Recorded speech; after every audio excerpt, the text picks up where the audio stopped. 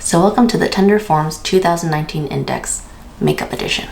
I'll be doing the same thing as the previous video where I break up my favorites into categories and kind of steps of makeup. So the first one I decided to keep in makeup because usually I think the ones that I tend to go for do have some sort of tint. And so the first category is SPF. I'm always on the hunt for my perfect SPF, and I am pretty sure that I found it. I don't currently have a full size of it because I'm trying to get through my other SPFs before I purchase the full size, but it's the Heart of Gold Outer Sanctum Day Serum. I purchased a sample of it a few months back now, I think, and I tried it in multiple ways, mixing it with a moisturizer, layering it over moisturizer, seeing how it played with different makeup products, different skincare products, and I'm pretty sure it's the closest I'll get to my perfect SPF. It technically isn't labeled as an SPF, so the way it's advertised is just kind of to make sure that your skin is getting the antioxidants it needs, being something that's nourishing to the skin, but also providing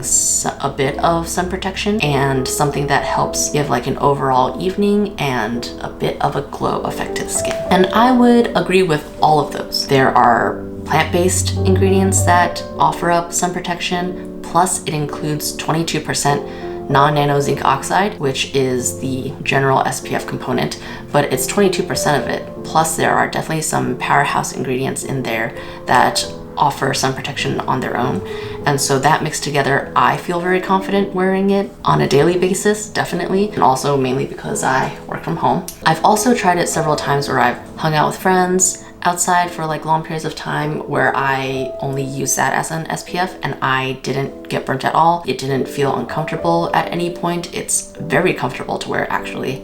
And I would say it dries down to like a satin matte finish. It also includes some tint. I find that on me it pulls just slightly yellow, but I think with like the rest of my makeup it blends in just fine. And that's really just me like nitpicking it. But I would say the Heart of Gold Outer Sanctum is definitely the closest thing to my ideal SPF. Plus, it's a super good value when you think of it.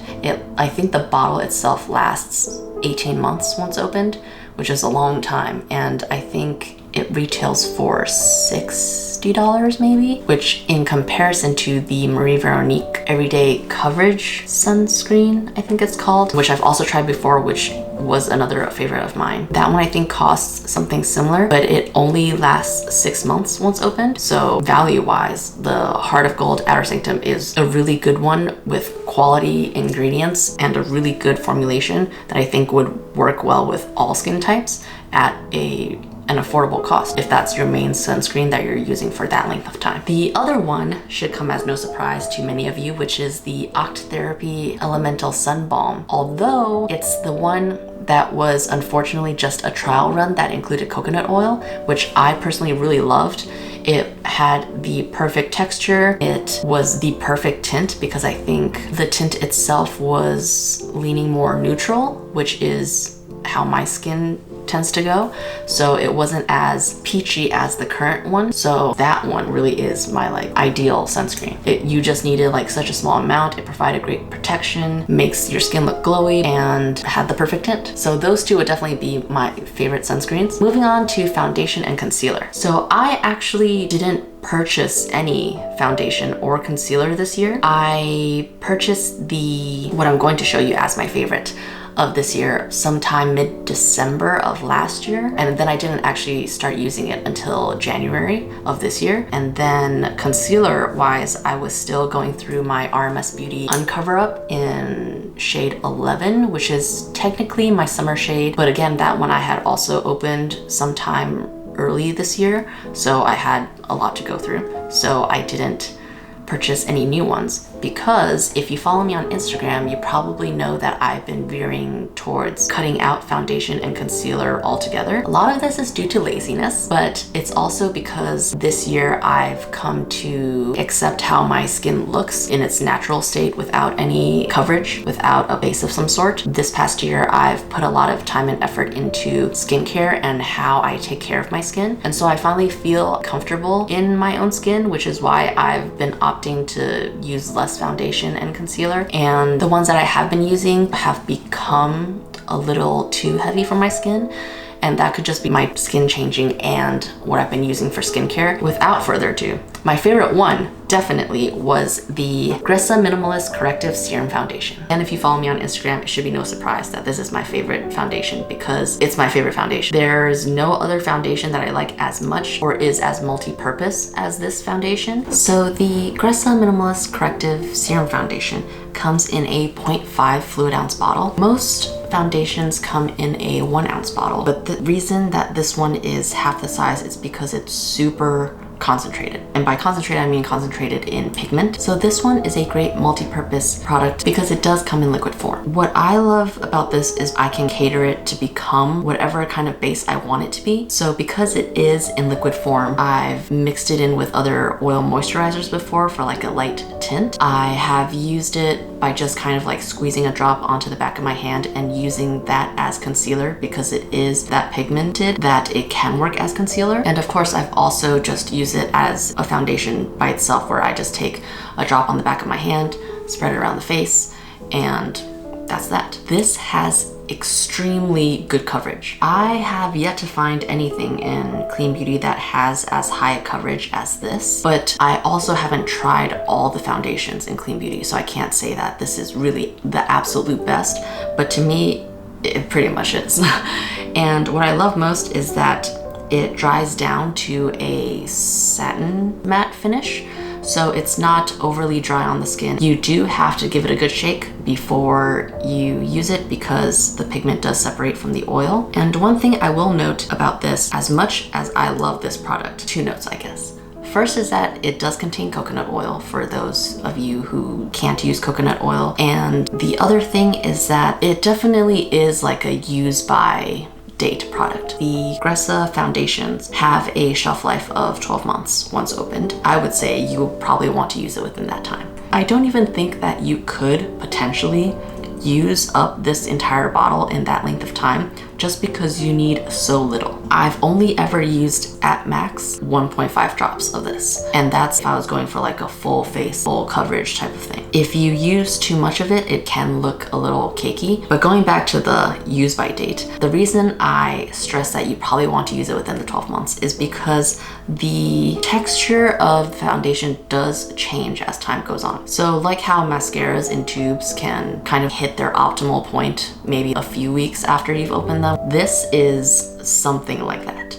So at its freshest, it's the best. New bottle, when you open it several months in, great. You definitely have to keep using it because I think just using it on a daily basis or at least weekly basis gives the formula a chance to kind of reincorporate like the pigment and the oils. I am just about to hit 1 year on this, and you can see that, or I can see at least, the texture is a bit different. It's become more viscous. Also, what is currently in the dropper has actually congealed, and so I can't even get it out. In terms of the scent, it hasn't changed much, but obviously with the texture, that changes how the foundation performs. And I'd say I haven't used this for probably 2 months now, at least. And because I haven't used it and haven't been like reincorporating the formula or anything, it definitely has since changed in texture.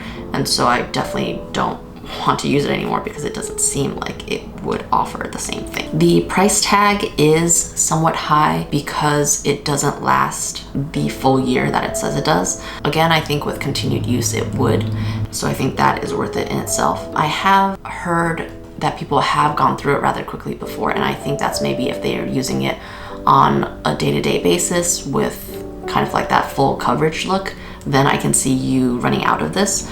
But if you're someone like me who likes a more natural look, also every so often uses this as concealer, then I think the 12 months would definitely last you. Also, I highly recommend you trying out sample packets to find your shade first, because this one is a little different than others. Most of the line is more yellow based, so if you're fairer and trying to find a shade, it is a little tough. So I definitely encourage you to try their sample match kits first. And I know that they are coming out with new shades too, so I would say if you're not in a hurry to get a foundation, then wait to see the new shades that they come out with. Then moving on to powder, there is only one powder in my life, and there will always only be one powder in my life. life. The powder I love the most this year is the RMS Beauty Unpowder.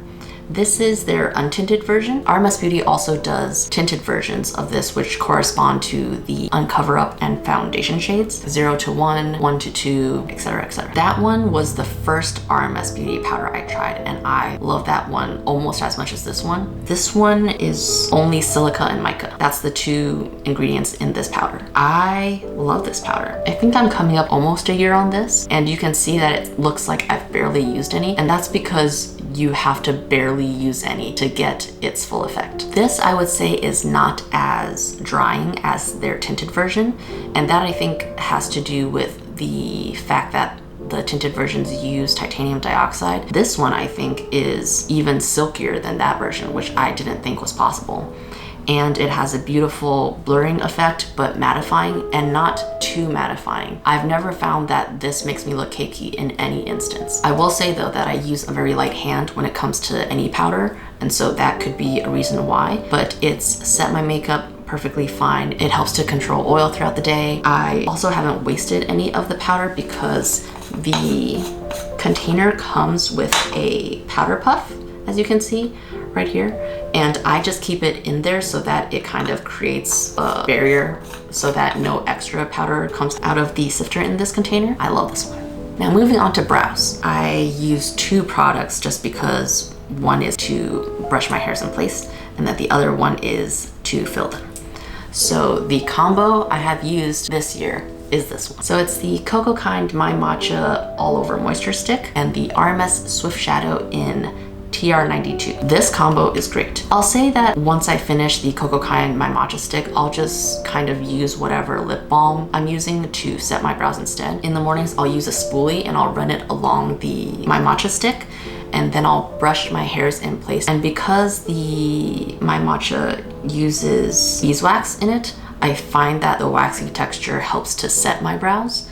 And then once I've kind of like brushed them up and I can see like where I'm sparse, that's when I go in with the RMS Beauty Swift Shadow, and that's when I fill in the brows.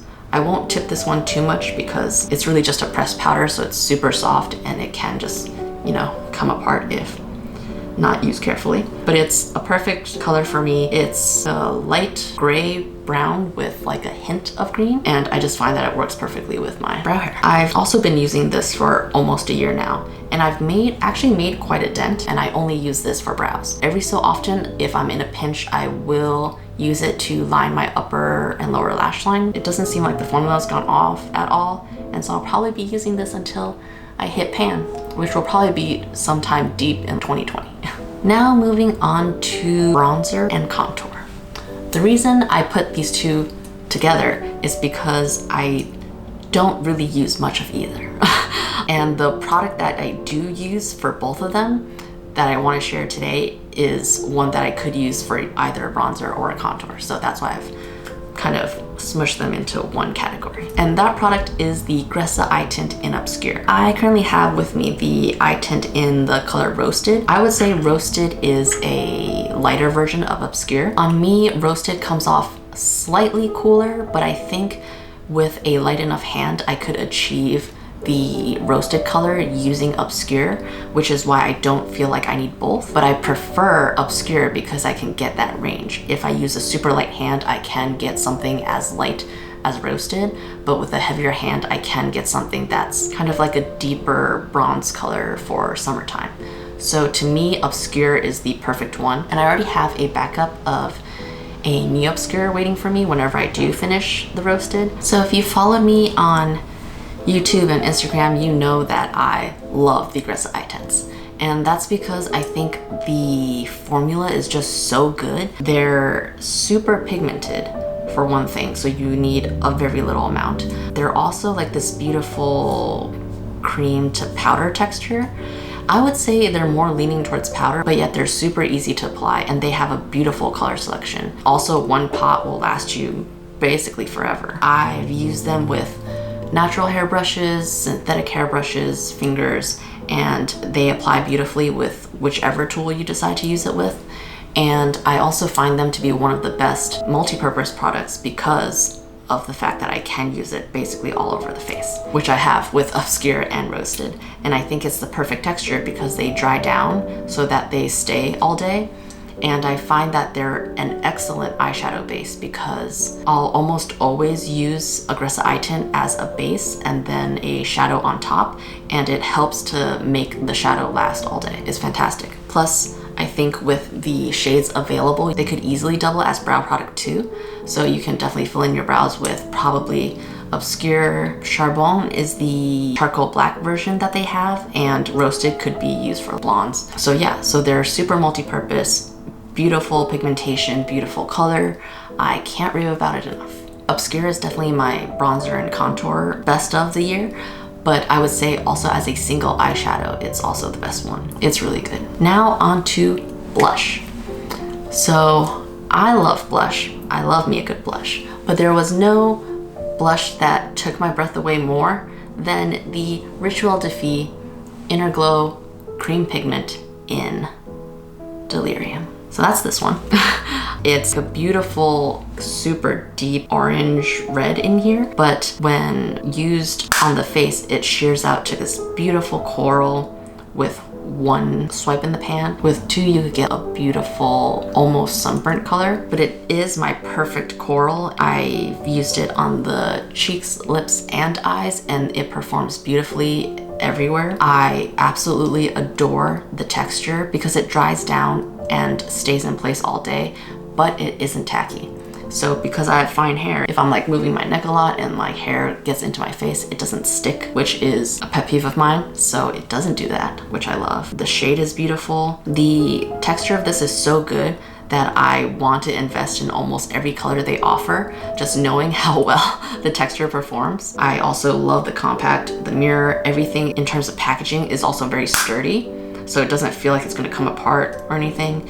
And yeah, I just love this so much. You've definitely seen it across my Instagram. This is one of the standout makeup products to me this year. So another category I want to cover is what I'm calling the multi-use product. That means using one thing for multiple areas of the face. And while I do that for Delirium, and this could easily become a favorite in the multi-use product category as well, the one that I've used mostly this year is the Ilia Color Haze in Before Today. So this is a really beautiful mauve pink shade. It looks super natural. It's also another formula that dries down, so it stays. I use it mainly on the cheeks and eyes and every so often on the lips. It's slightly more drying on the lips, but nothing that can't be solved with an extra layer of lip balm. On the eyes, if I'm using just a sheer layer, it pulls a bit more nude brown on me, which is something I don't mind. But if I layer over several times, then it definitely does become that mauve rose color. I actually also really enjoy the metal applicator it comes with. I find it's just the perfect applicator for this particular formula because it's more a gel consistency. So the metal applicator actually makes it really simple to apply onto the face. So usually I'll just squeeze a bit and then kind of swipe it. And the metal applicator helps to move it. And then I just blend it out with fingers or a brush.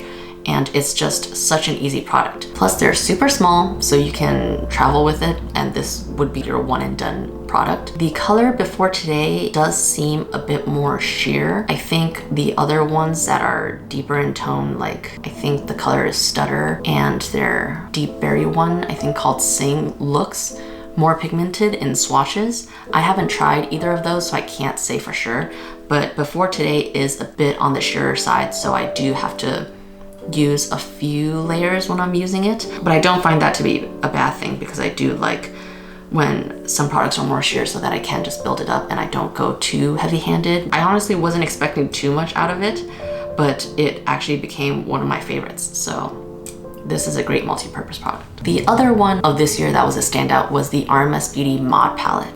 So you've probably seen it in, I think it was a summer favorites video of mine, and that palette, color story wise, is the perfect one for me because I think it includes the RMS Lip to Cheek and Smile, which is this beautifully bright coral shade, which I think just naturally always makes my skin tone at least look like I'm much healthier than I maybe am with more hours of sleep and such. But it also includes the Living Luminizer, which I love, the Master Mixer, which when mixed together with the Living Luminizer is my perfect highlight, but the Master Mixer also when mixed with the Lip to Cheek looks beautiful. The other Lip to Cheek called Spell, which is this beautiful rose nude that I've tried this year. That shade is just, it's beautiful. I think I would consider buying the RMS Lip to Cheek in Spell in that shade just on its own because it's that beautiful a shade. Similar to Before Today, but less pink, I'd say. So all 4 of those plus the Lip and Skin Balm, it's their version of the lip balm that comes in the palette as well. All those work together to give your skin the healthiest glow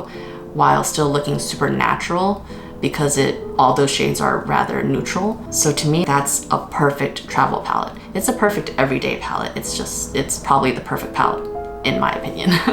So now I want to move on to eyeshadow palettes. And the reason I say eyeshadow palettes is because I could not decide between these two. So I'm just gonna choose 2. The first one is the RMS Beauty Swift Shadow Trio. Now this I got as a gift with purchase. The gift with purchase was this plus the RMS powder eyeshadow brush. It's just a beautiful color story. I've used it for both eyes and cheeks. It always makes me look fresh and put together. It comes with this beautiful mulberry shade and a pale pink and then this cooler bronze. The RMS Beauty Swift Shadows is just such a beautiful formula. They're so buttery, they're so finely milled, so even if it has a sheen, it never appears glittery on the skin. And so I'm happy that this is part of the permanent collection. The next eyeshadow palette should also be no surprise because it is the Āether Beauty Co. Crystal Grid Gemstone palette. I depotted mine into this refillable Tarte palette that I just got on sale from Sephora because I have limited desk space, and whenever I do my makeup, it is in the morning, and sometimes I just want like a mirror that I can see that fits in with everything else. And so I just carefully depotted them early on. And also just because I have high hopes of creating capsule eyeshadow palettes further down the line when I add them to my collection. This is such a beautiful palette. Some of you may know this, but I love playing with color on the eyes. I don't do crazy eyeshadow looks, but I do enjoy kind of changing up colors on my eyes the most. So once I switched over to clean beauty, I was most distraught by the lack of color in terms of eyeshadows that were available until this palette came out. And when I saw it, I was like, this has all the colors that I want. So I've used almost every one of the colors in here as colorful eyeliners before, and I love every one of them.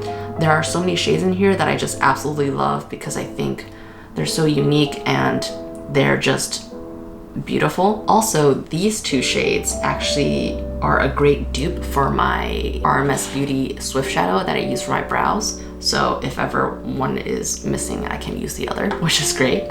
Plus they last a surprisingly long time. I asked Tila, the founder, and she says that they last up to 3 years, I think. So I think as long as you use them carefully, I think they should last a really long time. They're very well packed into the pan. The ones that do seem a bit more glittery are slightly softer in feel, and so they do have a bit more kick up, but the others I think are great. It's definitely been a beautiful palette. I've loved using it. I highly recommend this one. And now on to the final category, which is lip products. I chose to do this category by color. Lip products are definitely the category that I have the most in, and that's really because of the different moods I go through on a daily basis and then which color pairs best with that mood. So I've broken it down into 4 different colors. So the first category is a nude, and that one has to be the Kosas lip color in Vegas. So this is relatively new. I'd say it came out maybe a month and a half ago at most, but it's basically their same, I think they call it their Weightless lip color lipstick formula, but in this beautiful nude shade. This is definitely my perfect nude. And I know this because when I put it on, it's almost exactly the color of my lips, but it just makes my lips look slightly more pigmented and healthier. It's not too cool toned, it's not too warm. I already loved the Kosas Weightless lip color formulas because they're just so creamy, easy to apply, they don't dry out the lips, and they just look really nice on the lips. So already I knew the formula would be no problem. It was really just a question of whether or not the nude shade was going to be a true nude, and it absolutely is. So I would highly recommend this. I've seen women with different skin tones wear this and it looks beautiful on all of them.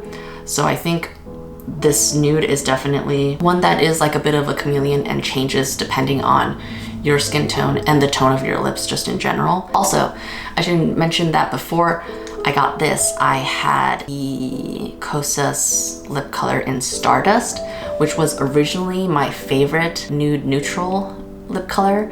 That one is definitely peachier than this one, and I'd say brighter. And I thought that one would be my favorite until I tried this one. So Vegas is definitely a win. Then in terms of red, we're sticking with Kosas, and it's definitely their red lip color in Electra. Kosas has a few different reds. This one in Electra is definitely my favorite. It's more the cool toned red, and again, it's in that perfect formula of mine, so the texture is still great. Depending on your skin tone and kind of your preference of reds, they have a warmer red, which I believe is called Phoenix, and then I think another brighter red that I think is called Thrillist. So I'd recommend checking them out if you're looking for a red. The next lip color category is a dark lip. So before I tried my current favorite, my previous dark lip favorite was another Kosas lip color in Dark Room. When I got that color, it was definitely in their, I'd say their first generation of their lipstick formula, and so it did apply somewhat patchy, and it was just harder to work with than I think their slightly reformulated versions. So I think the new Dark Room must be equally great in case you have any other Kosas lip colors and you like how they apply. But my favorite dark lip color of this year is none other than the Rituel Fille Darkest Deeds. So this was one of their moon drops this year, and it's just their limited edition launches, and this one is called Darkest Deeds. And it's the Forbidden Lipstick formula, which I think is the more pigmented lipstick of theirs versus the other ones that I think are called lip sheers. So this is the Forbidden Lipstick version, and it's, I mean, it's the perfect dark lip color. It's this beautiful inky violet. I can't even describe it, it's so beautiful. I've worn this on several occasions. You've probably seen it on my Instagram in a previous video. I just love it so much. It is highly, highly pigmented, so it is not for the faint of heart. You could sheer it out, I think, by just rubbing some with the tip of your finger and patting it in as a stain. Sorry, I went through another battery. So back to the Rituel Fille Darkest Deeds. I'm so happy I got it because I think it's such a unique color, and they do have something similar on their site that's part of the permanent collection, I think, but it's just, this one is just so good. I'm so happy I got it. It's definitely my favorite dark lip of the year. And then to the final one, which is the category I'm calling the lip tint. And this one has to be, and it will come as no surprise, the Olio y Osso No. 8 in Persimmon. This one is my holy grail lip tint. It's so hydrating, it's nourishing, it's a beautiful color. There's no color quite like this one. The Rituel Fille Delirium is more or less a dupe, but this in terms of texture is much more emollient. It's much lighter. It smells of grapefruit. It's super fresh and citrusy, the scent. I've had this for over 12 months, and during the year that I had it was basically using it daily, and you can see how much I still have left. So that should tell you how long this would last. Olio y Osso has several of these tinted balms, and some are sheer, some are more pigmented, and this one I'd say is definitely one of the more pigmented ones. It's such a beautiful formula. It's so easy to use. It's compact. I love the packaging with the clear case. It's a perfect tinted balm. It's just a beautiful kind of wash of that burnt orange color on the lips. It makes your lips look super healthy and juicy. There are plenty of other shades in the line that also are as stunning in color, and so I'd highly recommend checking them out if you haven't, and if you're in the market for a lip balm. You can also use this on the cheeks too. On the cheeks it is tackier, so I prefer the Rituel Fille for a multi-purpose one, but as a lip balm that you can just throw in your bag on the go, this is a winner. So that concludes the Tender Forms 2019 Index, both skincare and makeup. I hope you enjoyed this video. I know a lot of these are repeat favorites that you've probably seen from other videos of mine and definitely other Instagram posts, but at least I know that they're definitely my favorites, because even at the end of the year, when I'm looking back on everything I've used, I still love these the most. Yeah, it's been a great year for makeup, and I'm sure 2020 will prove to be the same. I'm always excited for new launches, and I think now I've definitely kind of learned which textures I like, which textures I don't. So I have kind of a more edited eye in terms of what I would purchase in the future. So thank you so much for watching. I hope you leave in the comments below some of your favorites. I'm not sure when my next video will be up, but it will be a good one, so stay tuned. And I hope you guys are having a great start to the new year. See you guys soon. Bye.